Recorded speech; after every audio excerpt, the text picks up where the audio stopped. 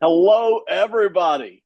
This is August, and the NFL season is right on top of us. But before we get there, me and Simon Short are doing offensive lineman rankings. And basically, we took each position: left tackle, left guard, center, right tackle, right guard. And we came up with our top five. We didn't always agree, and that's fine. But we're sure excited that you're a part of it here tonight. This is the Box Score Network. Simon, how you doing tonight, man? I'm awesome, Ben. Thank you so much for putting this together and getting these beautiful graphics together for us and coming back because we're both old. We both have children, and I had my calendar wrong last night. So you were waiting around to talk offensive line basically since last night. You haven't left your little cave there. And now I'm finally here, ready to go, ready to keep this rolling. I was watching a little Drew Dahlman film again just before this because what else Yes. do we do on a Saturday night? And I'm ready to go, man. Let's do this. Yeah, absolutely. I did sit here for 24 hours straight. And during that time, I decided that seeing our faces once wasn't enough. So I put it on here twice, okay? So they can see our beautiful profiles and our straight on views as well.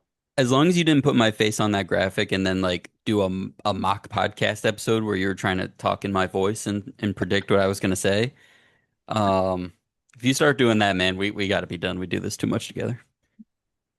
All right, everybody watching, thank you so much for hopping on. We'll quit fooling around. We'll hop straight into left guard. A little bit of overlap there, so I apologize for that. Let's start at the bottom. Your number five left guard is my number three, Tyler Smith, Dallas Cowboys. Yeah, I like Tyler Smith, and I wonder if they didn't have to do so much left tackle, left guard back and forth with him, if he might be a little higher on this list at this point for me. But strong, good anchor. He's athletic. He can block at the second level. He gets a little push in the run game, just like moving straight forward, but not a ton. But just overall strong, solid guy all the way around. And you wonder, they're already dealing with the Guyton injury. You wonder how they're going to move him around, kind of deploy him throughout the season. But just a guy who's going to be rock solid at any given week. So I do really like Tyler Smith. I will say he's my lowest overall graded person of my 25 picks here. I gave him a B, just because I didn't feel like there was one thing that like really, really stood out with him. Maybe the way that it was so surprising for him, being a pick in the 20s and having to play left tackle. And we were worried about the penalties in college when he was coming out and everything. And then the fact that he was pretty good right away. I don't feel like we've seen that like additional step from him just yet, but still a young guy that I'm a big fan of. This was the only group left guard where you and I had the identical top five, and we didn't even have in the same order, but we did agree on who the five guys were. Yeah. I didn't feel like it was super hard. Matter of fact, I when it came down to it, I had about seven guys who made the short list for this Hmm. left guard position, and it wasn't super hard to get to the five, to be honest. So Yeah. left guard, I thought was the easiest to kind of analyze, even though we do have a little bit of a mixture there. But you're right about Tyler Smith. It's rare for me to have a guy I like in the draft, not love, like, and then I like him even better once he hits the NFL. That's kind of an Yeah. unusual combination, but that's what happened with Tyler Smith. It's like, man, I like this guy, and then he hits the NFL. I'm like, wow. If I didn't know he was doing all that, I'd draft him even higher. Hmm. Yeah, good job here for the Cowboys to pick up Tyler Smith. And yeah, you're right. It's a great point you make. If they hadn't been moving him around all this much time, and quite a bit of he kind of comes in not during the Cowboys elite days. He comes in during the old age, start to mix and match days. So Yep. again, you wonder, if he had had a little bit more settled pieces to work with, if he's not even better at this point. It's a great question to talk about. Number four for you, my number five. So we were really close to this guy, Steve Avila of the Rams. Mm. Just raw physical strength, man, and it shows up everywhere. His anchor and pass pro, his overall size, just when he's trying to take up space on double teams or take on a nose, pop in the run game, both just pushing straight ahead and yes, getting out to another level because he is very good on his feet. And you can see why. Even as a rookie, he was playing pretty good center for him. Now they wanted to move him to guard back to guard last year, his natural position. But with feet like that, you can and in a McVay offense where traditionally he's been a zone scheme guy. They went to more of a gap scheme over the last 2 years. But you can see where that flexibility is because you can really see him moving in either direction and being really good at the pivot. But just really good feet and just a freaking rock, man. It's super fun to watch Steve Avila. So that's a guy that I'm glad from year one to year two, and with the weirdness of the Rams offensive line last year, getting moved out of that position. Um, just really happy to see he continued to develop. So really, really good year for Avila, and really looking forward to what he's going to do this year in year three. He was real close for me to guys number 6 and 7 on the list, who I'll honorable mention later. But when I kind of kick in the idea that he's still so young, Hmm. this is where I kicked him on into the top 5. I loved him coming out of Kansas State. Kansas State is starting to catch up to the University of Iowa in the idea that you kind of expect a certain a style of offensive lineman coming out of that school. The only question is how much talent do they have? Well, when they get hold of a talented guy, boy, do they coach him up. Do they get the most out of him? And so I'm always really excited when a guy I like in the draft starts really panning out here in the NFL. Steve Avila is one of those guys. He's done so well for the Rams. He's not. I don't think he's anywhere near yet where he could go, but I already see it in just this very young career of where he could launch pad to. So all things are pointing to the idea that he could just be an absolute stud for the Rams for a long time to come. Coming in there from Kansas State. Your number 3 and my number 2, so I like him just a little bit better than you do. Joe Tooney out of Chicago now, used to be for Kansas City, of course, for a while. Yeah, very very strong and good hand use on Tooney still, good on the move, good feet. He can still pull and get out on the move a little bit. Not a lot of popper push in the run game, more of a sealer kind of engager type of guy. Get his hands on you and move you to where he needs to. But really it is that pass protection with that anchor in the good hands. The guy's just never in his body. He's not getting pushed back. He's going to create a really, really solid pocket for the quarterback. It's why the Chiefs put him at left tackle for a little bit last year. It's why the Bears went out and made the move for him, even as he gets older and wants another contract. He's going to really help solidify that middle for Caleb Williams and Ben Johnson this season. So Joe Tooney, always been a U guy for sure. Yes. I adore him. I do. Like you said, that not getting a lot of move in the run game. He's not really pushing a bunch of dudes over the way I want, but he is just steady and stout as they come. Yeah, and listen, I that's why I've never had him as being truly elite year in and year out, all pro Hall of Fame stuff. But you talk about just that next level down and to where he might could, once his career is done, be in those kinds of conversations on the lower end of that ladder. I love Tooney. I absolutely love and adore Tooney. And you're right, the big part of it is the pass protection, because we mentioned right at the outset, I tend to favor guys that are good at pass protection. And his pass protection is so good, so smooth. You're right. He never crushes people, almost never. He's not a pancake road grader kind of guy. And while he can move out and block in space, that's not the thing he does really well. The thing he does really well is pass blocks. And he's so good at it that he's one of the best ever helping left Mm-hmm. guards I've ever Mm-hmm. watched. I can't tell you how many years I've seen him help left tackle, which over the past 3 seasons has needed a lot of help Mm-hmm. in Kansas City, and even helped center because as good as Creed Humphrey is, he's still young and needed help at times. Tooney is one of the best helping left guards I have ever seen. It is just tremendous because he's good in his own right as a pass blocker. Every once in a while, you'll find him needing help against somebody, maybe one of the bigger, stronger, really truly elite defensive tackles. But in general, he holds his own and then some. So there's been many years I would put him right at the top of this left guard group. I've got him number 2 this year. You're at number 3. Your number 2, my number 4. Not a big difference here. Guy we both like, Landon Dickerson for the Eagles. Eagles going to have more than one participant here tonight, to say the least. Yeah, when I was typing my notes into my outline for tonight from my notebook, I spent the longest time on the Eagles page for sure, Right. just getting all those guys put in. Um, Landon Dickerson, first off, I just want to share my own personal bias. When I first really started caring about the draft, I wanted the Steelers to draft Dickerson so freaking bad, man. He Mm. was like the perfect crossroads of starting my like college scouting process and falling in love with the offensive line. And it's all about Landon Dickerson. So like there's a little bit of this in here. But he's also just the coach's dream. I mean, think about him being at Alabama of all places. and playing left tackle and center for them. So that already tells you like, okay, who this guy is and what coaches think of him. Um, he's the definition of loses slowly. He's never at a position or at a disadvantage at any point in the rep. He's truly a student of the game. He can mix up how he plays uh, throughout a series or from game to game. He resets his feet. He can reset his feet or keep them moving consistently. He can use a quick punch or two hands to engage with the defender and just unbelievably strong, but just keeps his feet moving. He never just relies on that. So really good technician, really, really strong, and just is like Tooney, a guy you just never really have to worry about. So I love what he does, keeping a pocket clean and being able to get some good push in the run game as well. So really, I love Landon Dickerson, man. He's one of my favorites.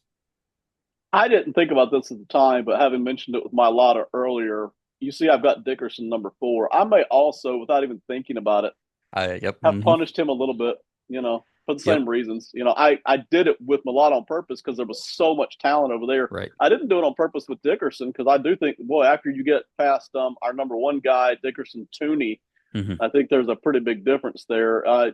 Honestly, he probably should be ahead of Smith for me as well, in all honesty. But again, I did punish him a little bit for that. Like, man, he's got the best offensive line coach in the business. And boy, he plays next to my Lotto on one side, and he's played next to a Hall of Fame center on the other side for most of his career. So yeah, I did take a little edge off there. But hey, listen, if you plug in Dickerson at left guard, any team, anywhere, you are thrilled. I mean, you don't ever even think about a replacement for a decade. All right. So just absolutely thrilled. Ready for number one? Oh yeah. My number one, your number one, Quentin Nelson, Indianapolis Colts. He's back, baby. I mean, you watch last year's tape, and it's like he never left. The pop, the strength, the anchor are all back now. Part of the all the stuff that made him so like why he was the sixth overall pick. You know, why he was an All-Pro so early in his Yeah. career. Just for a guy that big to have that much athleticism and like physicality for the position was always so unique. And then a couple years of injuries, which we've talked about a lot over the years. But it's like he never left. He's probably not quite as good of a mover in space as he was, 4 or 5 years ago, which obviously makes sense. Right. But he's still above average. But everything else is there, and you see it in pass pro. You see it in the run game. The pop as soon as he hits the defender, and nobody else at left guard does it like he does. So really glad Nelson is back because as guys like Zach Martin have retired. You really want that. Ooh, who's that number one? Who's that number one guard in the NFL right now? And it's pretty easily on either side for me, Quentin Nelson. Yeah, I totally agree. With 1,000% with everything you just said. That's why I've got him number one as well.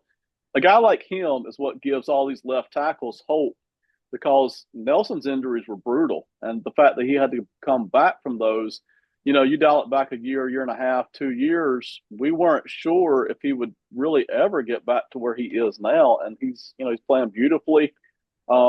And I absolutely love everything you just described about him. But the thing I like best is his ability, his quick feet, just right there within the circle, within the framework, combined with those quick hands. I just absolutely love Quentin Nelson, and he's my number one until further notice. He gets to keep that spot until he gives it up. So Hmm. that's Quentin Nelson. Anything else here on the left guard, man? Can I guess who your honorable mentions are? Absolutely. Okay? It won't be your honorable mentions, I know, Nope. right? Nope. We Nope. agreed too much on this top five. So when I was looking away from the screen that whole time, I was flipping through all my notes because I do have several B's. Now, to me, Okay. Tyler Smith was a B. Avila through Dickerson were B pluses, and now Nelson was an A minus for me. But Smith was like very clearly above the rest of the guys I gave Bs. But I went through and I looked at all the Okay. guys I gave Bs, and I was like, who are Ben's guys from this? Is Joel Patonio one? Cleveland No, Browns? Because he he would for the longest time he would have owned it. he Yes. was a U guy, and he was Yes. one of those for me that when I went back and watched Browns, I was like, all these Browns guys are still like 80% of what they were just a few years ago, Right. but we also know the fall off could really happen at any point. So I thought he was going to be one for Yes. you. How about Ben Powers for you? Are you a Ben Powers guy? Okay, I am, but he was not one of the two. Oh No. man, see, I figured because Broncos are the best pass protecting group in the NFL, and Powers is a big part of that. All right, who are your honorable mentions? Yeah, and listen, I love Powers, and I just didn't feel like the talent base was high enough. These may surprise you. That's okay. One is a guy I've been a big believer in for a long time, Damian Lewis, who I don't think has top Oh five yeah, talent, you do like Damian Lewis. Okay. but just talk about a guy who's just rock solid all the time, every time, and has Yep. gotten paid for it because. So I really like him, but I just couldn't get him top five. I just couldn't. He's also And more of a then run blocker than a pass blocker. yes, true, yeah, yeah.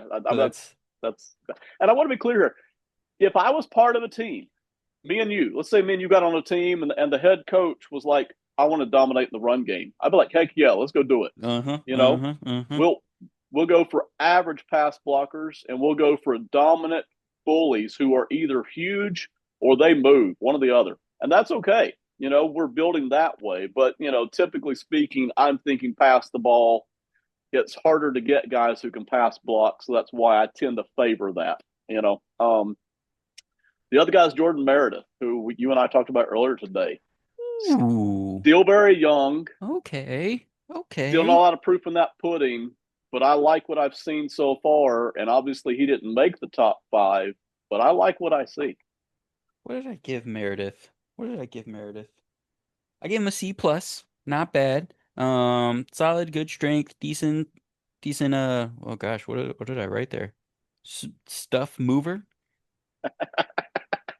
He Earth moves mover, stuff. N okay. Yeah, I guess he's a stuff mover. Okay, well, you know what? Good on Meredith. Yeah, interesting thing with Meredith is apparently he's getting a lot of first team reps at center now over Jackson Powers Johnson, which was a Yeah. big part of my projection for the Raiders this year that JPJ was going to be the center moving forward. But I guess it wasn't going well, so we'll see. Another good left guard for them is Dylan Parham. So whoever ends up Yes, getting that interior, they have a bunch of solid guys there, so that's good for the Raiders. I agree. Jackson Powers Johnson, I think, should be fine at guard. Maybe he just needs to think about the game less by playing guard, and I Yeah, I don't know. think We'll I see. think from what I heard, it was a protection call and making those adjustments at the line kind of standpoint for him. So should still be a good player.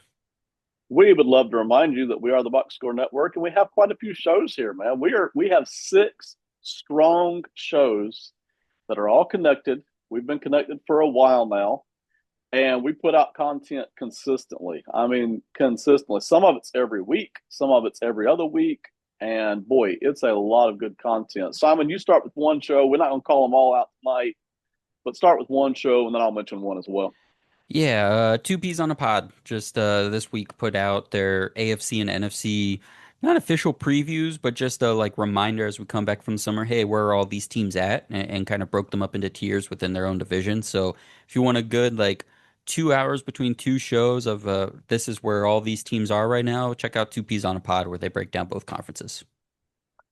I wanted to call out Dom and Andy over here because Concacaf, and they're great. And I apologize to Dom. I've forgotten his name more than once now. So Dom, would love you, buddy. I just I'm getting old here, but check that out. But I'm going to go back to your show, Simon, because you guys did some highly entertaining, spiteful, mean Hmm. activity on your latest episode. Go ahead and tell everybody about that one real quick. Yeah, so me and Kev over from Bite Size Sports and Dweeb, and then old friend of the network, Ronan Summers, did a position group draft, which is it's the second time I've done it on the show. First time with both of those guys. Just trying to get a nice little preview of, hey, who are the strongest position groups in the NFL? Once one group is taken from a team, that team's eliminated. So we got to talk about 15 plus teams in doing it. And yeah, whenever me and Ronan get together, we try to screw each other over as much as possible. It really takes me back to the old stat sheet podcast days, Ben. And yeah, it was a good time. It was a lot of fun. I do think sans Rayshon Slater injury, Ronan actually did probably win the draft though, but I won because I messed with Ronan as much as I could. Hey, you did your job, and that was to get Roland stirred up. Because when he's Yeah. stirred up, he's funny. I Yeah, mean, that's when it's good. he could do stand up comedy. All right, now he don't always bring that side of himself, right? But Yeah, he when he needs a does, heckler. and you brought it out of him. That was beautiful. Well done. Very well played. if you're in our audience, please check it out. Those are the three of the shows I mentioned: Tricky Takes, In the Flat, Odds on Favorite. Go check them all out on Apple and Spotify.